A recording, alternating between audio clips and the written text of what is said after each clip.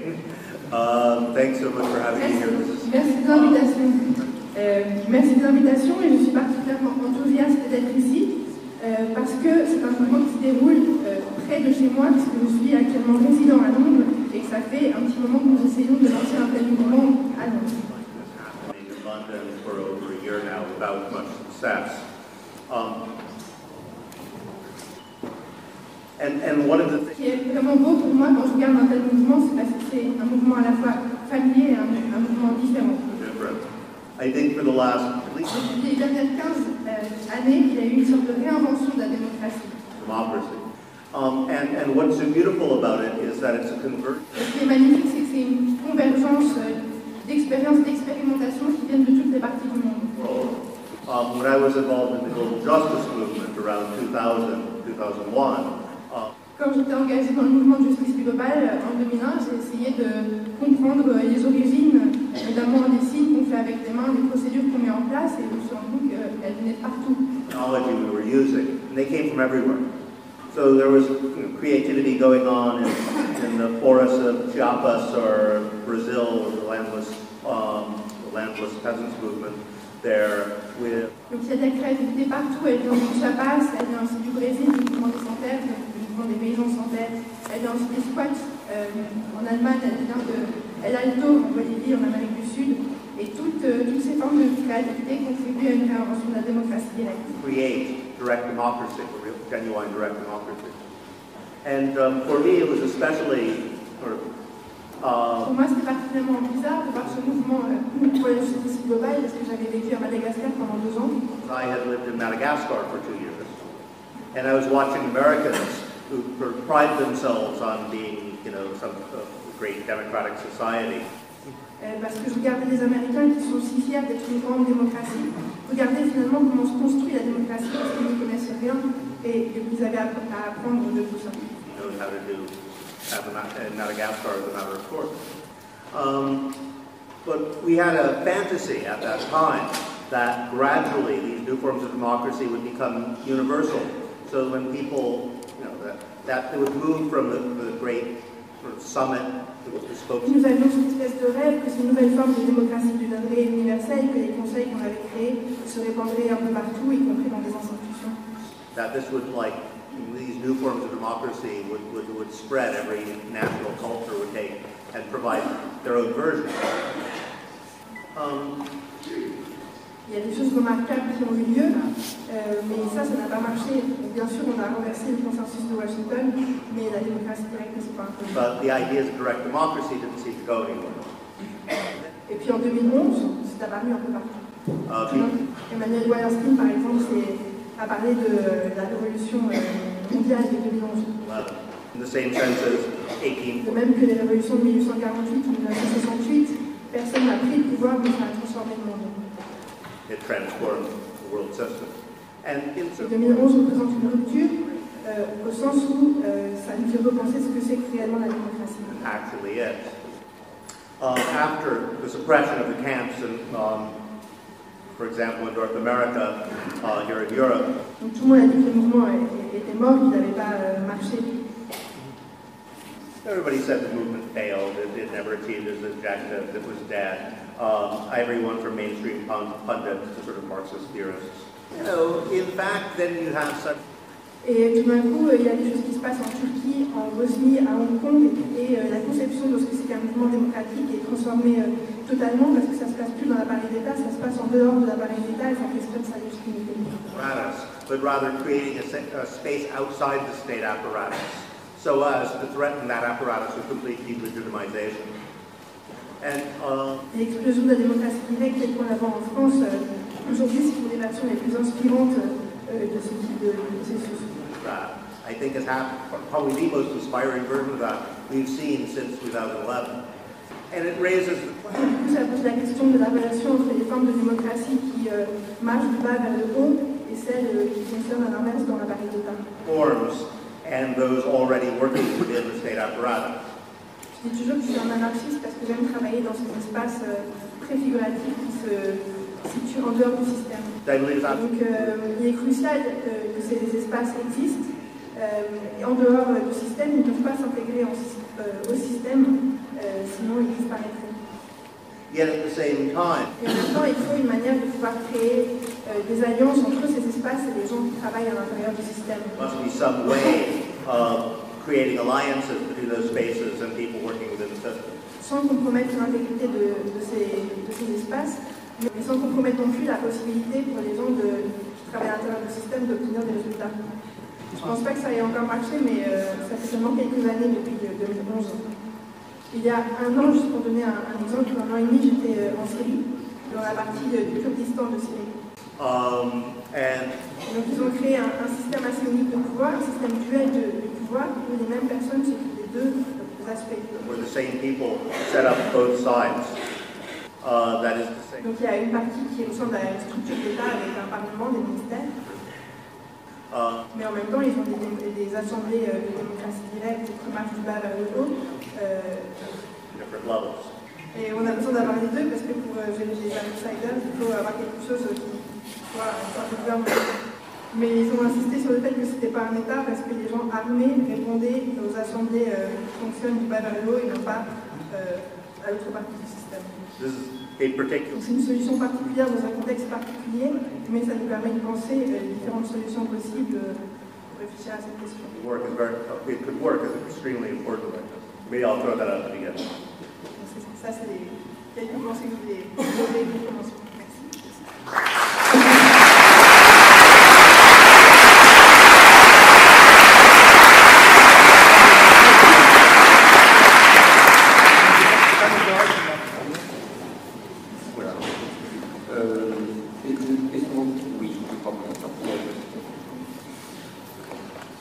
Je crois qu'au point où nous en sommes, nous avons besoin en effet de réfléchir. Nous avons besoin de réfléchir à ce que nous faisons et à vers où nous allons.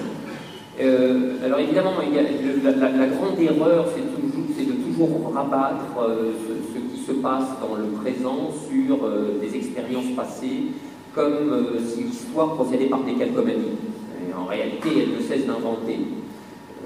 Pour autant, nous avons affaire, nous avons sous la main deux expériences historiques. Nous les connaissons bien, c'est Podemos, ou plus exactement c'est le mouvement des places en Espagne, et c'est Occupy Wall Street. Et si ces mouvements ont eu leurs caractéristiques idiosyncratiques, ils n'en offrent pas moins de la matière à des leçons politiques tout à fait générales.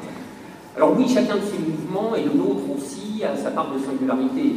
On voit bien que dans tous ces cas, le facteur de la catalyse a été spécifique. Dans le cas espagnol, c'était la dette immobilière, les expulsions de ménages, la corruption du personnel politique. Dans le cas d'Occupy Wall Street, il s'agissait de la détestation bien méritée qu'inspirait Wall Street et l'industrie financière. Dans le cas de la France, tradition historique oblige, c'est la question salariale qui a mis le feu aux poudres. C'est peut-être cette particularité d'ailleurs qui fait que,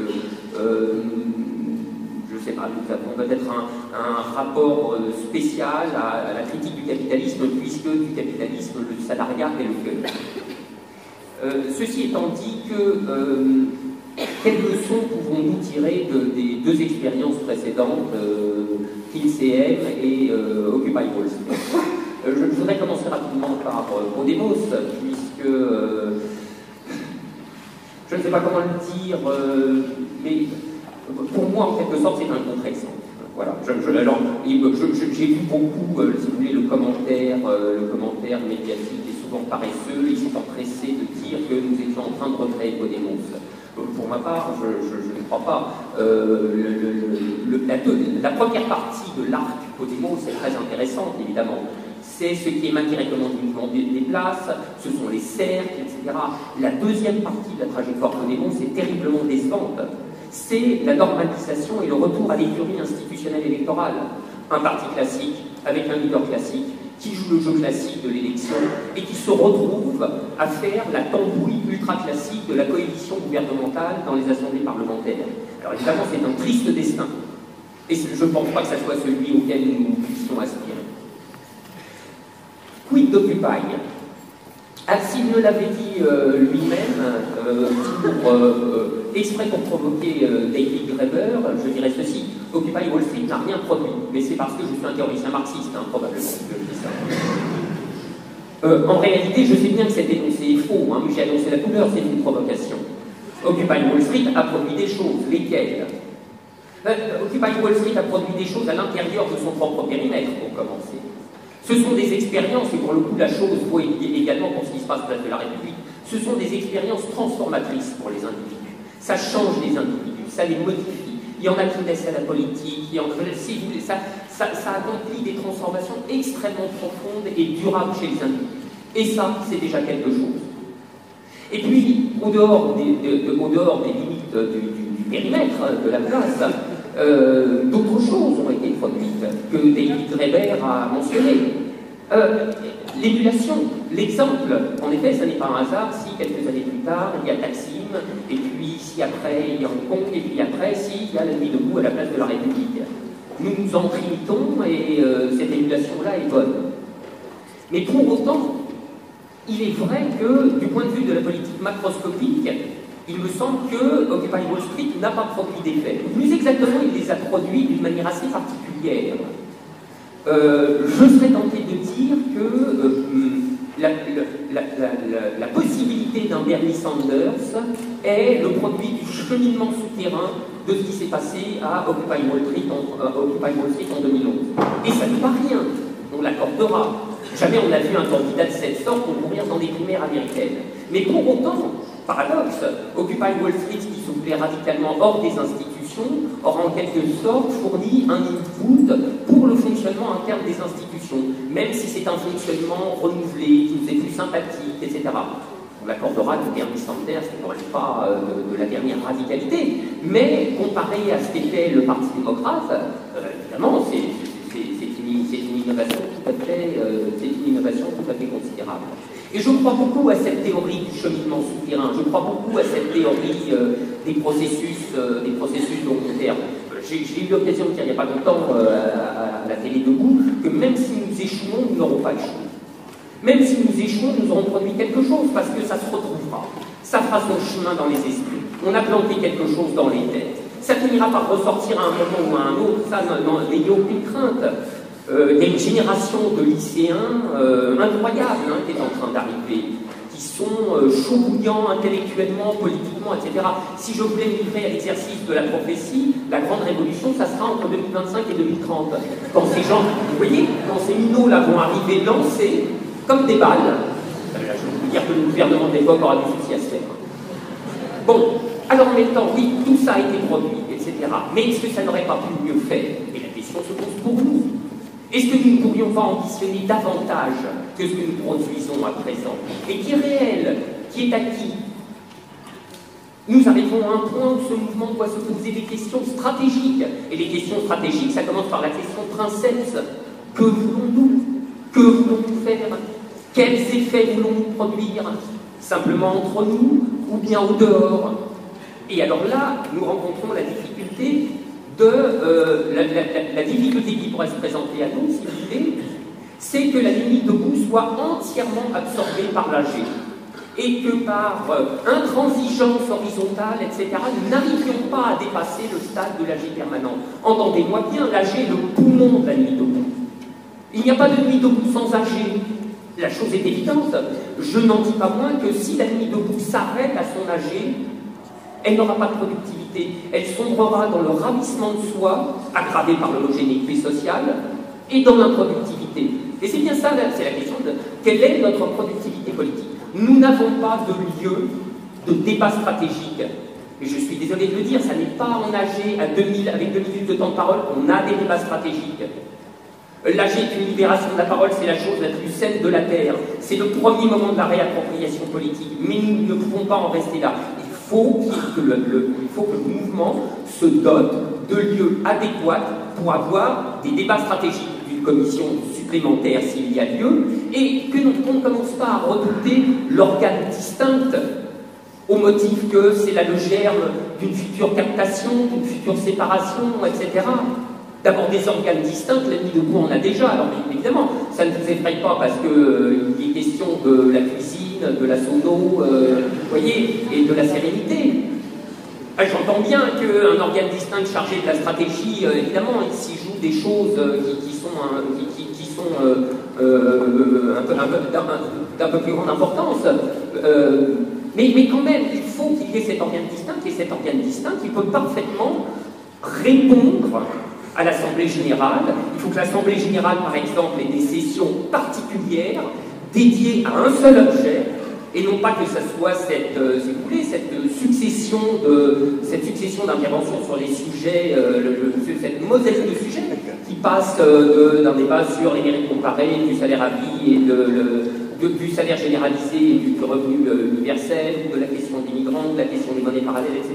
Il faut qu'il y ait des endroits où nous puissions débattre stratégiquement. Voilà. Alors sous quelle forme, je n'en sais rien, mais je pense que c'est la chose à inventer. Et si nous ne voulons pas que ce mouvement tombe dans une dynamique régressive et non brutiste, c'est l'enjeu du moment.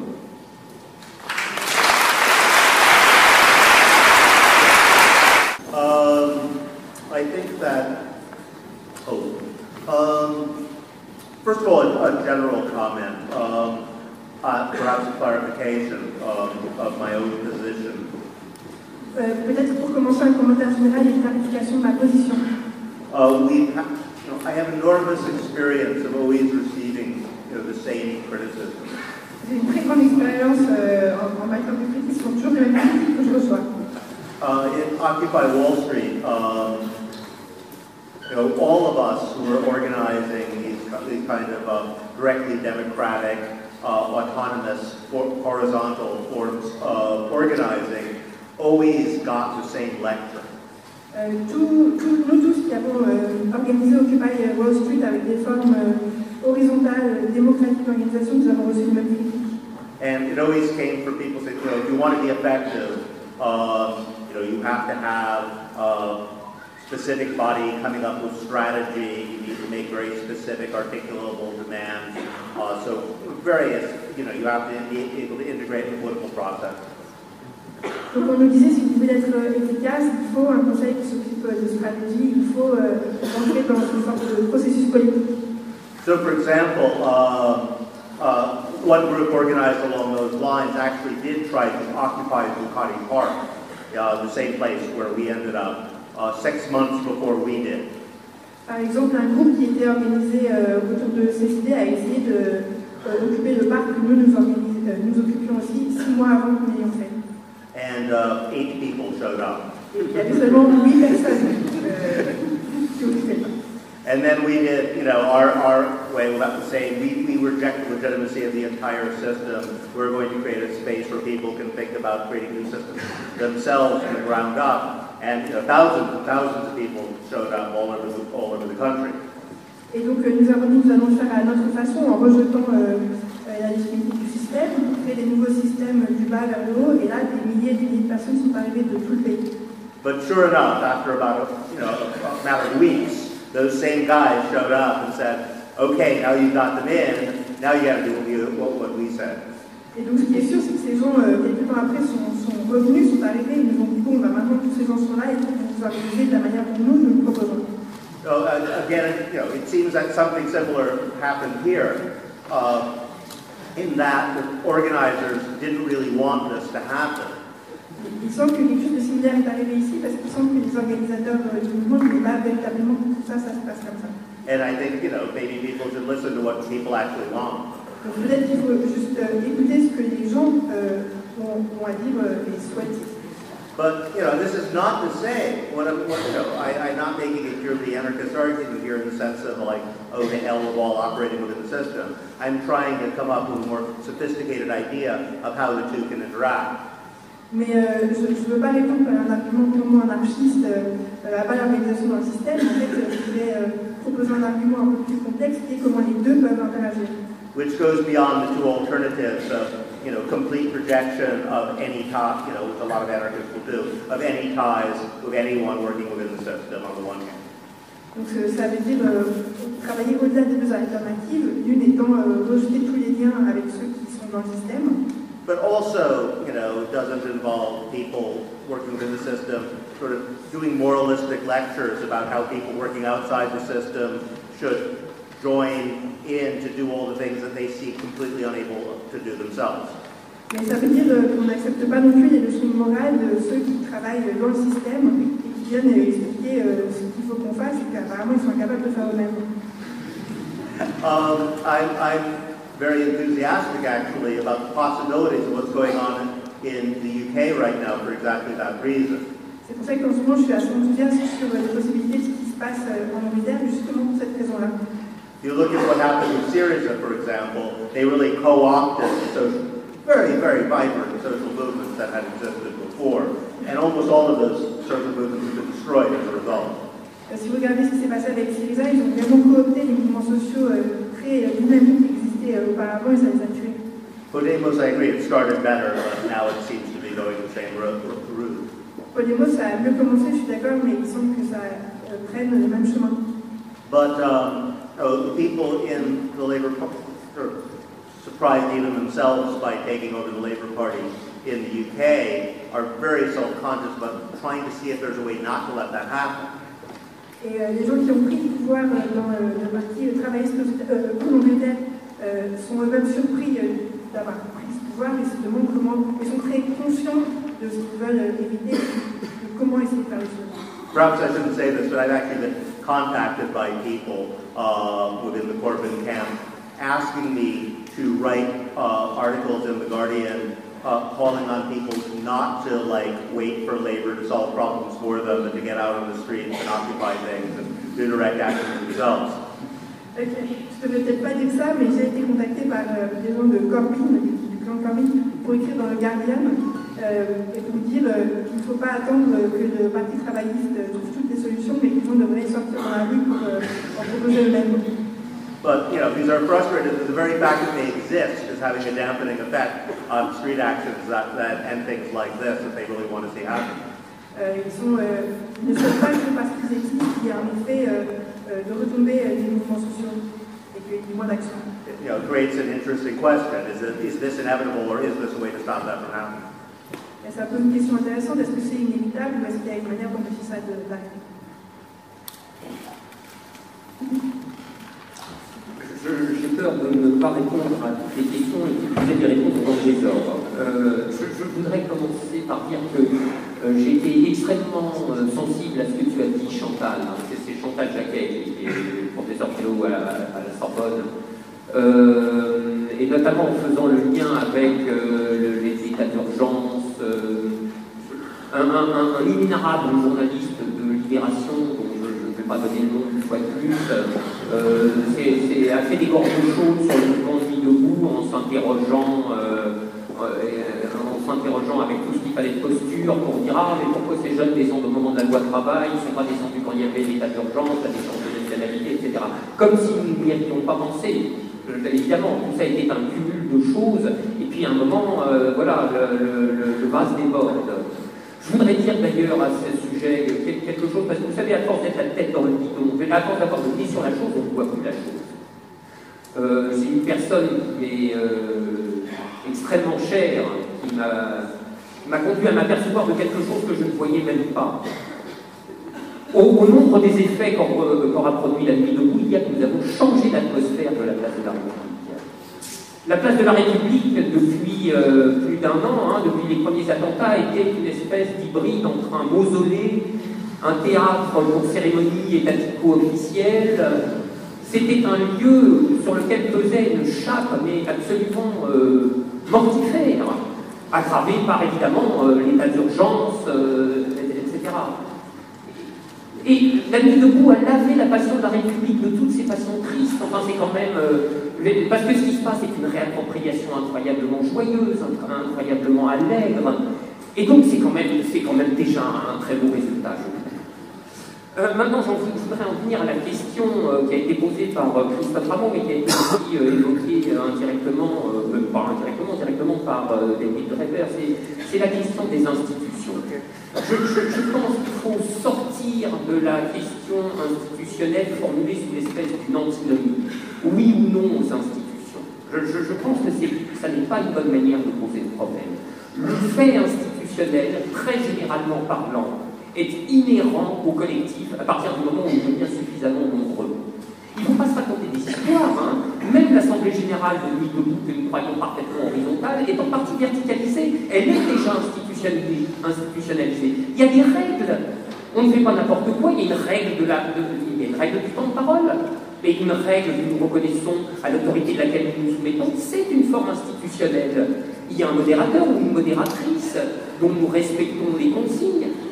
Cette personne est une forme institutionnelle également. Nous reconnaissons qu'il faut nous inscrire de manière ordonnée sur la liste du tour de parole, etc. etc. Donc ça n'est pas la question pour contre les institutions. Si on reste là-dedans, vraiment, on ne fera aucun progrès. À partir du moment où le fait institutionnel est inhérent au collectif, la seule question pertinente à se poser, c'est celle des formes institutionnelles que nous connaissons. Ça, c'est la vraie question. Avoir un organe distinct en charge de la réflexion stratégique n'est pas en soi un problème. C'est un problème s'il s'autonomise, s'il ne répond plus de rien à personne. Avoir des porte-paroles, la grande question de la Nuit debout, pas de leader, pas de porte-parole, rien. Et c'est peut-être une question qu'il faudrait remettre sur le métier. Vous voyez, un porte-parole, ça ne pose pas de problème s'il est élu, mandaté, contrôlé et révocable.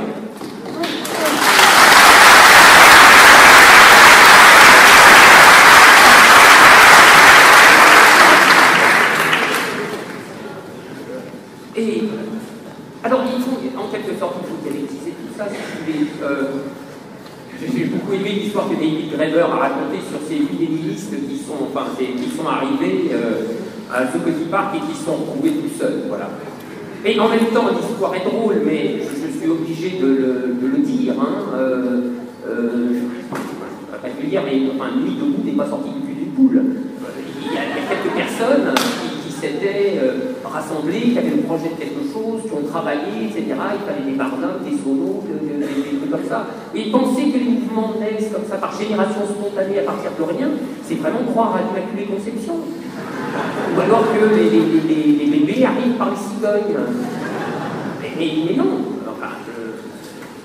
Pour qu'il y ait des bébés, il faut que papa baise maman. Alors voilà, l'horrible vérité. Bon, maintenant je suis dans la métaphore glissante. J'ai couché avec François Ruffin.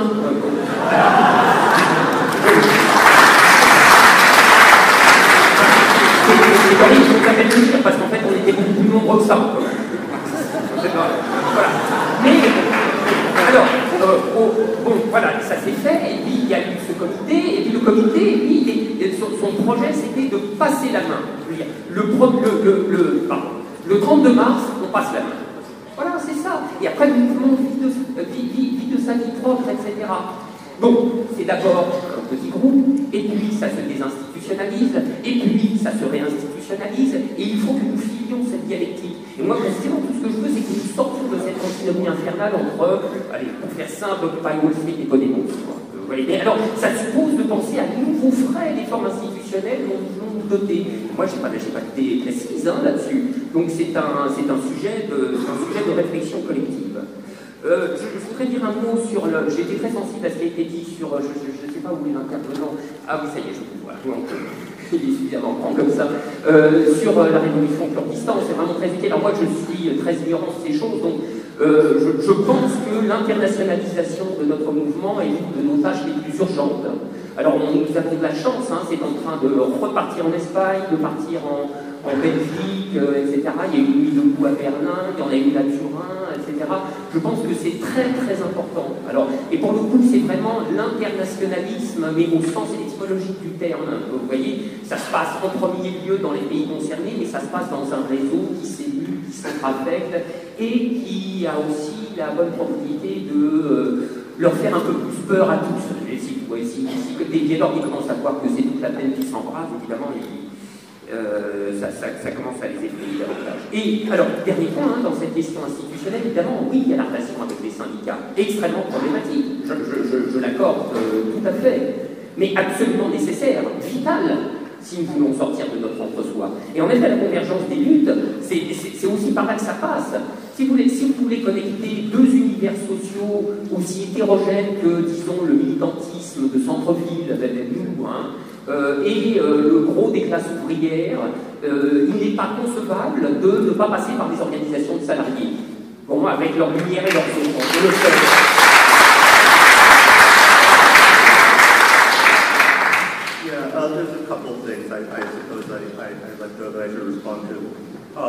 actually, I'll take three things. One very nice. Il y a plusieurs points sur lesquels je voudrais répondre. 3 points. Excusez-moi. Je commence. Donc il y a plusieurs points sur lesquels je voudrais répondre à l'intervention, et 3 points principalement. One has to do, I also was thinking of the state of emergency and the leak in those terms because there's a story most people don't know about New York as to do what happened right after 9/11. Donc il y a aussi donc il y a une notion d'urgence qui a été évoquée à la place de la République, mais il y a une histoire qui est assez peu connue sur ce qui s'est passé dans le mouvement Occupy à New York, notamment juste après le 11 septembre, qui a pris sa source. When I was there, I saw these shrines, candles, flowers, pictures of people who had died in the attacks, and I was immediately brought back to Washington Square Park right after 9/11 in New York City. Oui, donc quand j'ai vu sur la place de la République toutes ces fleurs, ces bougies, les personnes qui se rassemblaient, j'ai été ramené directement aux événements du 11 septembre aux États-Unis.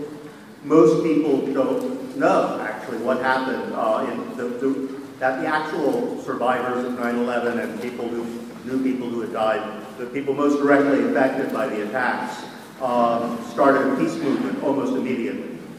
Ce que la plupart des gens ne savent pas, c'est que les personnes qui étaient les survivants du 11 septembre ou les personnes qui étaient directement impactées par des proches morts ont créé un mouvement pacifiste après ces événements. They all came to the closest parks and they set up shrines to the dead. People got huge rolls of butcher paper and pens and left them around so people could write their thoughts. Oui, donc ils se sont rassemblés dans les parcs les plus proches de chez eux. Ils ont pu mener aussi des dessins pour écrire leurs pensées, etc. Bon, un peu comme ce qui se passe à la République. And gradually from that, there were people organized peace marches saying, please don't use this as an excuse to kill more people. Et ils organisaient des fêtes et des rassemblements pacifistes pour dire attention, ne vous servez pas de ces événements pour tuer plus de gens et continuer des mouvements guerriers.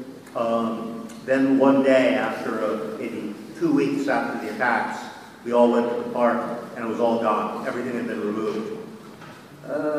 Et en fait, un jour, deux semaines après les attaques, tout ce qui avait été installé dans les parcs avait complètement été retiré.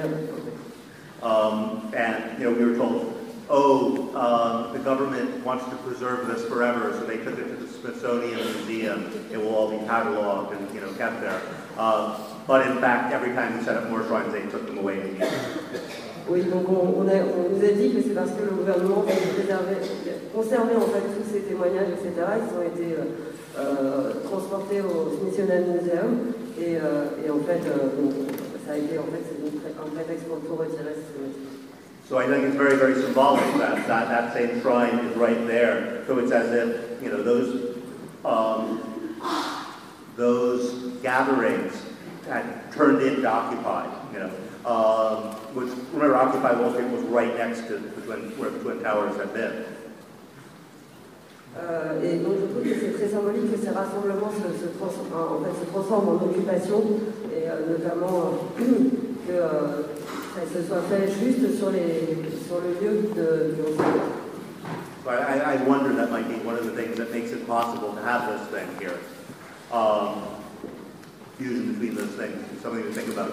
I did want to make one response. I tried not to, but I failed.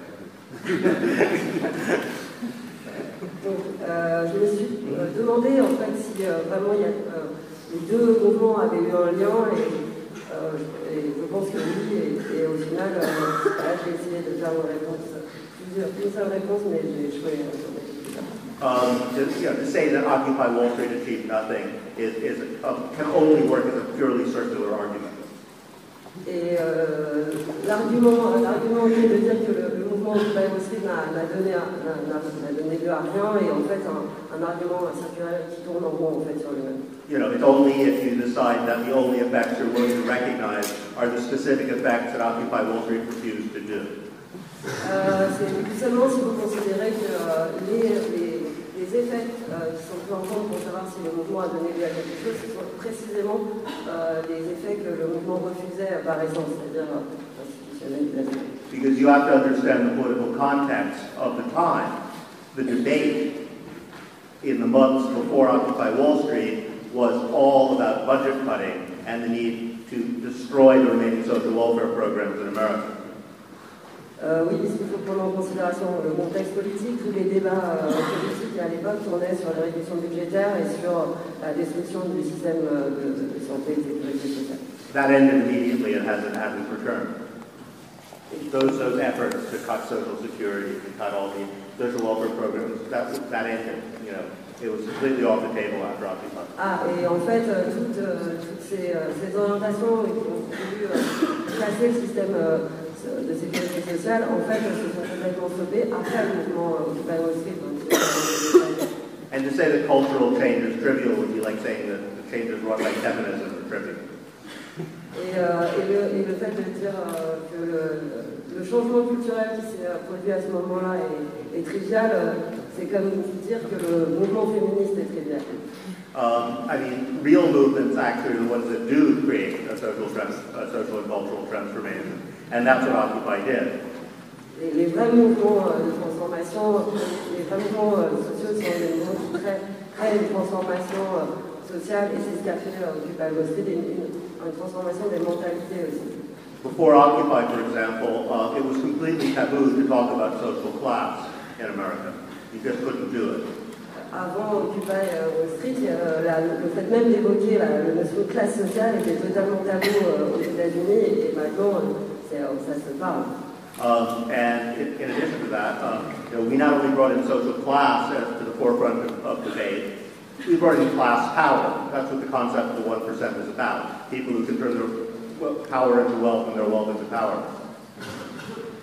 Alors, en fait, oui, c'est pas seulement la notion de classe sociale, de classe sociale qui a été introduite, c'est aussi la notion de pouvoir de classe qui a été amenée par le mouvement des 1% et de dire que ce pouvoir... wealth into power and power into wealth. Ah oui, de créer que la richesse ne soit plus le pouvoir, mais que ce soit aussi le pouvoir qui crée de la richesse pour les 99%. I could list all the things that Occupy achieved, but I'll leave with one, which I think tells you everything, which is that they did a poll recently in the United States and discovered that Americans between 15 and 25 now prefer socialism to capitalism as a political system. Oui, donc en fait, si on doit retenir qu'une seule chose, c'est que maintenant ils ont fait une enquête aux États-Unis et la catégorie d'âge des 15-25 ans déclare préférer le socialisme au capitalisme et comment on est aux États-Unis.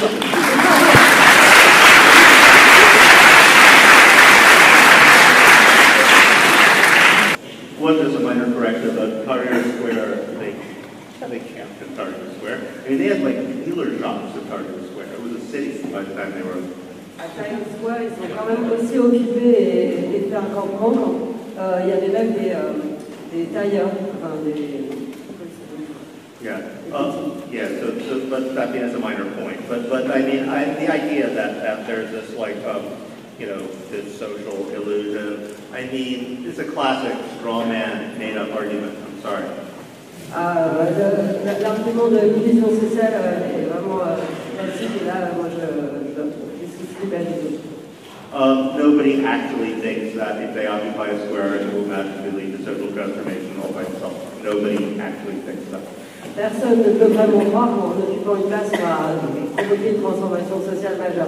There seems to be this, the illusion is not that there are people who think that there is pure spontaneity. The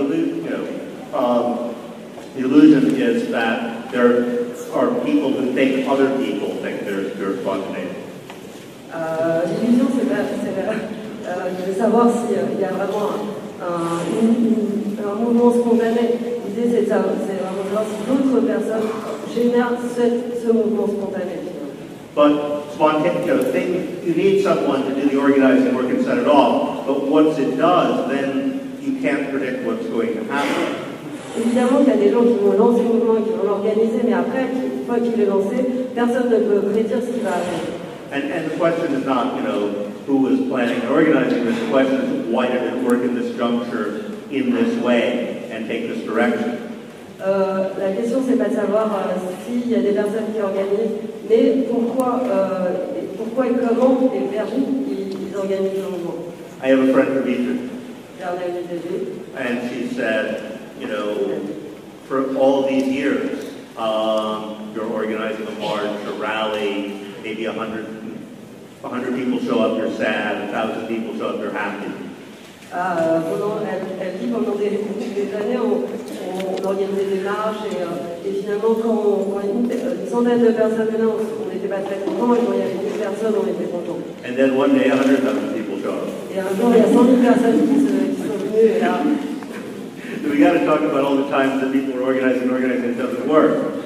En fait, il faut parler de tous ces essais d'organisation qui n'ont jamais fonctionné et donc du jour au lendemain, les gens to understand why sometimes it does and why it takes off. Because that's what happened here. It took off in a way that nobody predicted. En fait, on doit se poser la question de comment ça se déclenche et comment l'étincelle prend et là, finalement, personne n'aurait pu le prédire.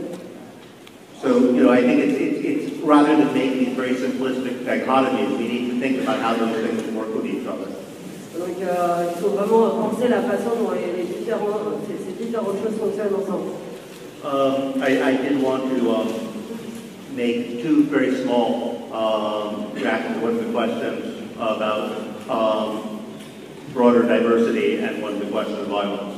Alors, il voudrait faire deux interventions, une sur la question de comment intégrer la diversité et les minorités, et l'autre sur la question de la violence. In the first case, I don't know if people are aware, but there is a Occupy the Suburbs, movement that's going on. Yeah. Je ne sais pas si les gens d'ici sont au courant, mais il y a quand même déjà dans la ville de Gou un mouvement banlieue de Gou. And that's being organized by people who are not actually part of whatever kind of serves as a steering committee, who actually didn't really, their idea was first to get people from the suburbs to come here, and then when that was shown to be absurd, they said, well, we'll send off, sort of missionaries to teach them how to do direct democracy.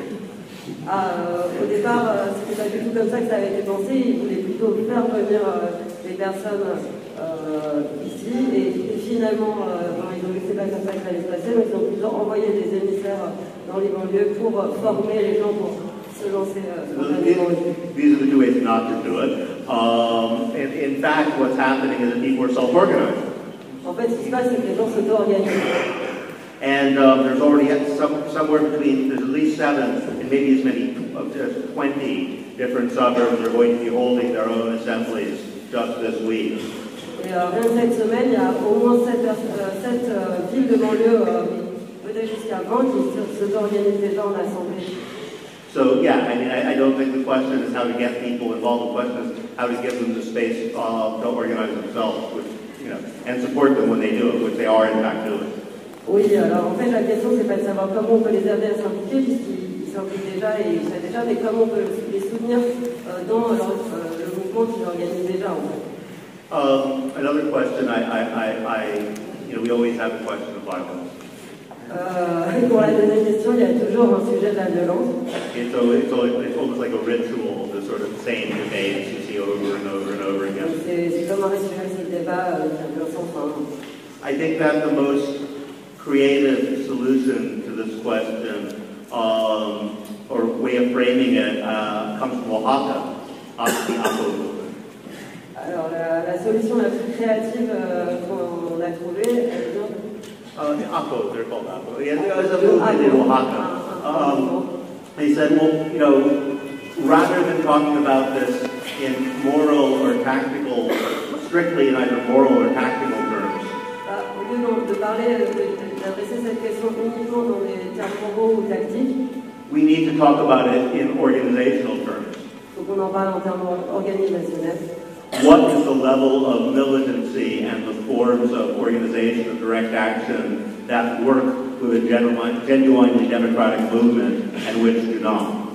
quel niveau de militantisme et d'action directe peuvent aller avec un mouvement de démocratie directe comme le vôtre et quel niveau le dépasse et ne peut pas se conjuguer. And so, they concluded that either sort of armed uprising or pure Gandhian nonviolence would lead to top-down charismatic leadership structures. Et en fait, si on doit prendre une échelle, c'est soit le mouvement purement pacifiste, soit l'action armée, et c'est à peu près ça qui doit guider l'échelle. Yeah, either the Gandhian or the violence. Oui, alors soit les mouvements totalement pacifistes à la Gandhi ou les violences armées. Genuine democracy seems to work with something halfway in between. Et la démocratie réelle, c'est quelque part entre les deux. And I think that's a much more useful way of framing the debate. Et je pense que c'est une façon beaucoup plus utile de poser les termes du débat. The other point I always make about violence and nonviolence is, we have to think about our end game. Il faut qu'on parle, au final, au lieu de parler de violence et de non-violence, il faut qu'on parle de... How does this all end? How do we win? À la fin, et comment ça va se finir de toute façon. If we're talking about a revolution, you can't... If you're talking about a revolution, okay, fine. S'il y a une révolution, bon, bah voilà. Okay, never mind. I won't tell you. Pas de problème. I don't, yeah.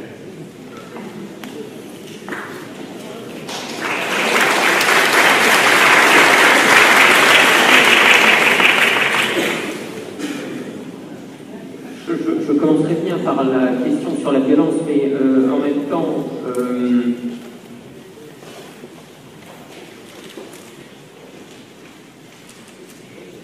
ayant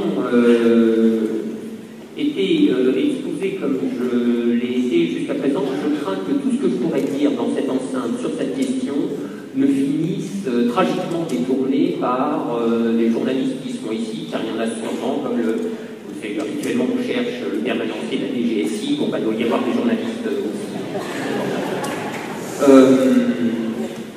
Alors encore, les journalistes, vous voyez, les journalistes d'idées, les journalistes qui ont l'habitude du débat intellectuel savent ce qu'est un débat intellectuel. Mais un journaliste politique, c'est autre chose.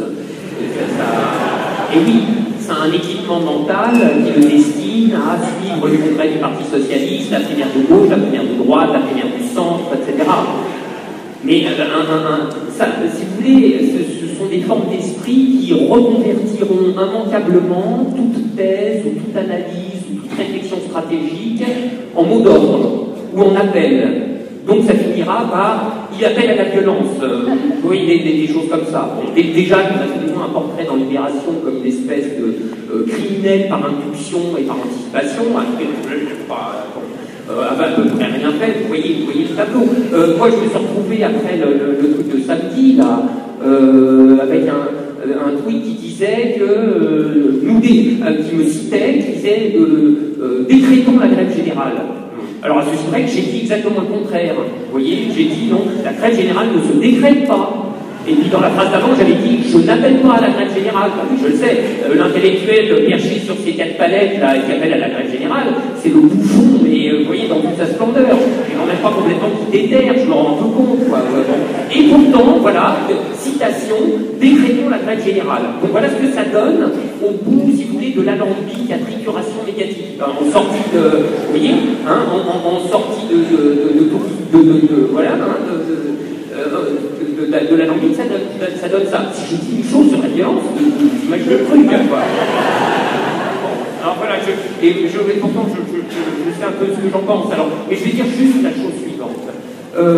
Cette question de la violence elle sort en agit. Voilà. C'est très important, ça. C'est très très important. On en discute. Le grand enjeu, la toute première étape pour la violence, c'est d'en détabouiser la question même, qui est le tabou majeur dans toute la politique, vous le savez bien. Eh bien, désormais, on commence à en parler. Je ne sais pas préjuger de ce que ça va dire, hein, malheureux, non. Mais on en parle dans différents endroits, on en parle ici. Je signale à ceux qui ça intéresse qu'il y aura au mois de juin un colloque, ça sera très universitaire, hein, je ne parle pas de paramine, rien, hein, propre sur soi, hein, mais il y aura un colloque sur la violence en politique, et qui en parlera, à mon avis, c'est François Cluzet qui l'organise, de manière un peu engagée. Le seul fait que la question soit détabouisée est de nature à leur faire peur, puisque c'est ça, hein, vous savez, l'un des mots d'ordre de François Ruffin, leur faire peur. Non, c'est déjà ça. Je ne sais pas si vous vous souvenez de cette séquence finale dans le documentaire sur Pierre Bourdieu, la sociologie est un sport de combat. Il sort d'une mission à Mantes-la-Jolie, et puis on lui pose évidemment la question des voitures qu'on fait cramer. Et Bourdieu répond quelque chose comme, et c'est en substance, mais c'est pas la question de cramer les voitures qui est importante. La question, c'est comment on stratégise ça. Voilà. Donc c'est à ce niveau-là que la réflexion doit s'élaborer. Alors maintenant, je ne veux pas répondre aux questions qui étaient plutôt des interventions, mais je voudrais juste dire ceci. Moi, il m'est apparu au début que pour sortir de l'antinomie entre l'occupation improductive et le retour à l'écurie électorale, façon que dénonce, il fallait prendre la question de biais. Et l'une des manières de sortir de cette contradiction, c'était de nous donner comme objectif, non pas de retourner dans les institutions, mais de refaire les institutions dans lesquelles nous retournerons après, et refaire nous-mêmes. Et ça, c'est pour ça que cette idée, moi je me suis beaucoup déplacé sur cette question ces derniers temps, mais c'est pour ça que cette idée d'écriture constituante me paraît prendre un intérêt neuf. Voilà. Alors, j'entends bien que la solution est imparfaite, c'est pas le tracteur absolu du mouvement, parce que réécrire une constitution, je ne parle même pas de la faire entrer dans les faits, vous voyez comme c'est un horizon très lointain. Alors, moi je plaide pour un mouvement télescopique. Il faut une variété bien graduée, bien échelonnée d'objectifs. Avec un bout, la loi El Khomri, qu'on n'a pas vu, et à l'autre, la nouvelle constitution, l'Assemblée constituante. Et entre les deux, il faut remplir tous les espaces intermédiaires. Alors là, l'imagination est un pouvoir, il y a foule d'idées. Les médias, dont Zaharia en a parlé à l'instant, Thomas Coutreau en introduction a cité toute une série de thèmes qu'il faut remettre à l'agenda, dont nous devons dire, nous les voulons à l'agenda politique. Alors, la finance, évidemment. Alors, moi, si vous voulez, j'ai tout un arsenal de ripostes graduées contre le pouvoir actionnarial. Alors, et chacun choisit son menu en fonction de son appétit politique, et donc en fonction de la force du mouvement. Et le mouvement télescopique si vous voulez, est indexé sur la quantité de puissance que nous sommes capables de rassembler. Et j'en reviens, voilà, c'est ça la question. De quelle puissance? La puissance, c'est-à-dire le nombre, la puissance, c'est le nombre en politique. Sommes-nous capables de nous doter? Bon, je pense que l'une des particularités du mouvement, pour le coup, alors sauf erreur de ma part, c'est que par rapport à Podemos et Occupy Wall Street, c'est que le thème de la convergence des luttes a reçu une bien plus grande importance. Et c'est tout à fait important, n'est-ce pas? Alors évidemment, il ne faut pas rêver. Les gens ne vont pas nous rejoindre spontanément dans notre isolat social. Donc il faut que nous allions à eux. Évidemment, pas sur le mode dont David Drebers s'est gentiment moqué à juste titre. On ne va pas envoyer des missionnaires dans les banlieues pour faire de l'éducation à la démocratie directe, c'est évidemment. Mais il faut, de toute façon, il faut qu'on y aille. Moi, je plaiderais pour une conception de la place de la République comme camp de base. Voilà, c'est notre truc, mais régulièrement on part pour des raids, vous voyez, pour des expéditions. Alors, je dis ça, mais alors en même temps, donc il faut aller à la rencontre des banlieues, il faut aller à la rencontre des salariés. Je me sens très coupable personnellement parce que cet après-midi a dû avoir lieu, c'était un projet en tout cas, une démarche qui a été à l'initiative de la commission grève générale pour aller rejoindre les cheminots à Saint-Lazare. Voilà, ça a eu lieu. Bon, magnifique, voilà. Alors, voilà, c'est typiquement le genre de choses qu'il faut que nous fassions, ça. Ça, vraiment, c'est par ce genre... Et je vous assure qu'ils sont demandeurs, Et c'est ça, la convergence des luttes, c'est un côté extrêmement concret. On y va, on se rejoint, on se parle, etc. Et c'est comme ça que prennent les mayonnaises. Et puis, ah oui, bon. Et puis, alors, il y a une autre... Alors, il y a un autre volet de la convergence des luttes.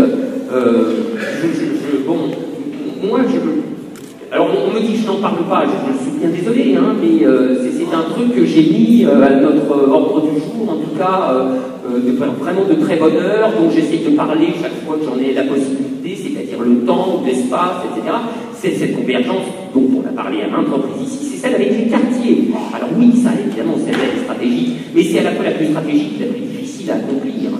Il faut mesurer l'état de la décomposition politique, de la vie politique dans les quartiers. Depuis 2005, tout est à reconstruire, tout est à refaire, les réseaux, Donc c'est une entreprise de longue haleine, raison de plus pour nous y engager sans tarder. Et alors je peux vous dire que dans le registre de Lord Ferber, cette convergence-là, mais elle en fout de trouille verte.